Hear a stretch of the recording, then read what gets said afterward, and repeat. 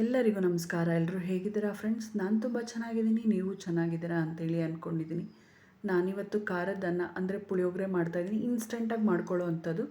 ಬನ್ನಿ ಹೇಗೆ ಮಾಡೋದು ನೋಡೋಣ. ನೋಡಿ, ಮೊದಲಿಗೆ ಇಲ್ಲೊಂದು ಅರ್ಧ ಟೀ ಸ್ಪೂನಷ್ಟು ನಾನು ಅಚ್ಚ ಖಾರದ ಪುಡಿ ತೊಗೊಂಡಿದ್ದೀನಿ. ಅದಕ್ಕೆ ರುಚಿಗೆ ತಕ್ಕಷ್ಟು ನಾನಿಲ್ಲಿ ಉಪ್ಪು ಸೇರಿಸ್ಕೊಂಡು ಒಂದು ಅರ್ಧ ನಿಂಬೆಹಣ್ಣನ್ನ ನಾನಿಲ್ಲಿ ಸೇರಿಸ್ಕೊತಾ ಇದ್ದೀನಿ. ಒಂದು ಅರ್ಧ ನಿಂಬೆಹಣ್ಣು ಅದ್ರದ್ದು ರಸನ ಇದ್ರ ಜೊತೆಲಿ ಸೇರಿಸ್ಕೊಂಡು ನಾವು ಇದನ್ನು ಮೊದಲಿಗೆ ಮಿಕ್ಸ್ ಮಾಡಿ ಇಡಬೇಕು. ಇನ್ಸ್ಟೆಂಟಾಗಿ ಮಾಡ್ಕೊಳ್ಳೋದು 5 ನಿಮಿಷದಲ್ಲೆಲ್ಲ ಬ್ರೇಕ್ಫಾಸ್ಟ್ ರೆಡಿ ಆಗೋಗುತ್ತೆ.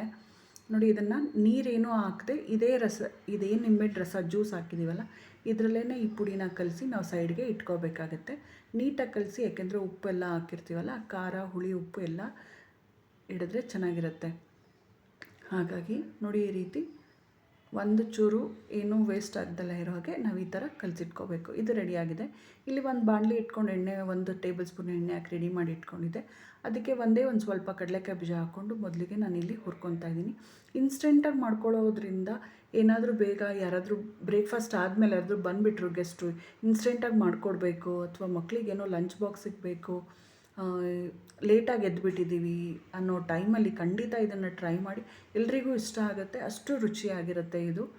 ನೋಡಿ, ಈಗ ಕಡಲೆಕಾಯಿ ಬೀಜನ ಈ ರೀತಿ ನಾವು ಮೊದಲಿಗೆ ಫ್ರೈ ಮಾಡ್ಕೋಬೇಕಾಗತ್ತೆ.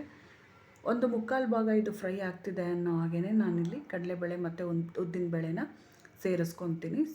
ಸ್ವಲ್ಪ ಅಂದರೆ ಒಂದೊಂದು ಕಾಲು ಟೀ ಸ್ಪೂನಷ್ಟು ನಾನಿಲ್ಲಿ ಸೇರಿಸ್ಕೊತಾ ಇರೋದು. ಇದನ್ನು ಕೂಡ ಇವಾಗ ಫ್ರೈ ಮಾಡ್ಕೊಂಬಿಡೋಣ ನೀಟಾಗಿ ಕೆಂಪಾಗೋವರೆಗೂ.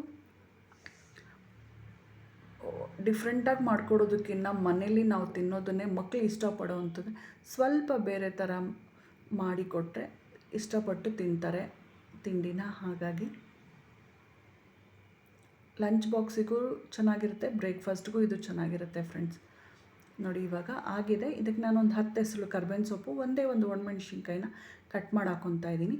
ಈ ಟೈಮಲ್ಲಿ ನಾನೊಂದು ಅರ್ಧ ಟೀ ಸ್ಪೂನಷ್ಟು ಕಪ್ ಎಣ್ಣೆ ಇಲ್ಲಿ ಸೇರಿಸ್ಕೊತಾ ಇದ್ದೀನಿ. ಈಗ ನಾನು ಸ್ಟವ್ ಆಫ್ ಮಾಡಿದ್ದೀನಿ, ಮತ್ತೇನೋ ಅಷ್ಟು ಇದಿರೋದಿಲ್ಲ. ಎಣ್ಣೆನಲ್ಲೇ ಇದು ಫ್ರೈ ಆದರೆ ಸಾಕು. ಈಗ ನಾವು ಮೊದಲೇ ಕಲಸಿಟ್ಟಂಥ ಖಾರನೂ ಇದ್ರ ಜೊತೆನಲ್ಲೇ ಹಾಕ್ಕೊಂಡ್ರೆ ಆಯಿತು. ಈ ಟೈಮಲ್ಲಿ ನಾವು ಎಳ್ಳು ಹಾಕ್ತಿದ್ದಂಗೆ ಸ್ಟವ್ ಆಫ್ ಮಾಡಿದ್ರೆ ಸಾಕು. ಈಗ ಖಾರನ ಇದ್ರ ಜೊತೆಯಲ್ಲಿ ನೀಟಾಗಿ ಮಿಕ್ಸ್ ಮಾಡಿಬಿಟ್ಟು ಮೊದಲೇ ಮಾಡಿಟ್ಕೊಂಡಂಥ ಅನ್ನನ ನಾವು ಇದ್ರ ಜೊತೆಯಲ್ಲಿ ಹಾಕಿ ಕಲಿಸಿದ್ರೆ ಆಯಿತು. ತುಂಬ ಇನ್ಸ್ಟೆಂಟಾಗಿ ಮಾಡ್ಕೊಳ್ಳೋವಂಥ ಖಾರದನ್ನ ಅಥವಾ ಪುಳಿಯೋಗರೆ ಏನಾದರೂ ಹೇಳ್ಬೋದು. ನಾವು ಖಾರದನ್ನ ಅಂತಲೇ ಹೇಳೋದು. ನೀವು ನಿಮ್ಮ ಮನೇಲಿ ಟ್ರೈ ಮಾಡಿ ಹೇಗೆ ಬಂತು ಅಂತ ತಿಳಿಸೋದನ್ನು ಮಾತ್ರ ಮರಿಬೇಡಿ. ಸೊ ಯಾರೆಲ್ಲ ಫಸ್ಟ್ ಟೈಮ್ ನನ್ನ ಚಾನಲ್ ನೋಡ್ತಾಯಿದ್ರು ಸಬ್ಸ್ಕ್ರೈಬ್ ಮಾಡ್ಕೊಂಡು ನೋಡಿ ಅಂತೇಳಿ ಕೇಳ್ಕೊತೀನಿ. ಸೊ ಯಾರೆಲ್ಲ ಇಲ್ಲಿವರೆಗೂ ವೀಡಿಯೋನ ಸ್ಕಿಪ್ ಮಾಡ್ದಲೇ ನೋಡಿದ್ರು ಅವರಿಗೆಲ್ಲ ತುಂಬ ಹೃದಯದ ಧನ್ಯವಾದಗಳು. ಇದೇ ಥರ ಈಸಿ ರೆಸಿಪೀಸ್ಗಳಿಗೆ ನನ್ನ ಚಾನಲ್ನ ನೋಡಿ ಸಪೋರ್ಟ್ ಮಾಡಿ ಅಂತೇಳಿ ಕೇಳ್ಕೊತೀನಿ. ಈಗ ಅನ್ನನ ನೀಟಾಗಿ ಮಿಕ್ಸ್ ಮಾಡಿದ್ದಾಗಿದೆ. ನೋಡಿ, ಈ ರೀತಿ ಒಂದು ಚೂರು ಬಿಳಿ ಅನ್ನ ಇಲ್ದೆಲ್ಲ ಇರೋ ಹಾಗೆ ನಾವು ಮಿಕ್ಸ್ ಮಾಡ್ಕೋಬೇಕಾಗತ್ತೆ. ಸೊ ಯಾವ್ದಾದ್ರು ಬೇರೆ ಹೊಸ ರೆಸಿಪೀಸ್ ಬೇಕು ಅಂದರೆ ಖಂಡಿತ ಕಮೆಂಟ್ ಸೆಕ್ಷನಲ್ಲಿ ತಿಳಿಸಿ, ನಾನು ಮಾಡಿ ತೋರಿಸ್ತೀನಿ ಅಂತೇಳಿ ಹೇಳ್ತೀನಿ. ಸೊ ಹೊಸಬ್ರಾದರೆ ಮೊದಲೇ ಹೇಳ್ದಂಗೆ ಪಕ್ಕದಲ್ಲಿರೋ ಬೆಲ್ ಐಕನ್ನ ಪ್ರೆಸ್ ಮಾಡಿ ಆಲ್ ಅನ್ನೋದನ್ನು ಸೆಲೆಕ್ಟ್ ಮಾಡ್ಕೊಳ್ಳಿ. ನಾನು ಹಾಕೋ ವಿಡಿಯೋ ನೋಟಿಫಿಕೇಷನ್ ಎಲ್ಲ ಫಸ್ಟ್ ನಿಮಗೆ ಬಂದು ತಲುಪುತ್ತೆ.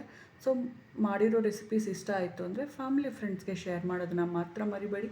ಸೊ ಇದೇ ಥರ ಸಪೋರ್ಟ್ ಮಾಡ್ತಾರೆ, ಇದೇ ಥರ ವೀಡಿಯೋಸ್ ನೋಡಿ, ಹೊಸ ವೀಡಿಯೋಸ್ಗಳಿಗೆ ನನ್ನ ಚಾನಲ್ನೇ ನೋಡಿ ಅಂತ ಕೇಳ್ಕೊತೀನಿ. Thank you so much friends.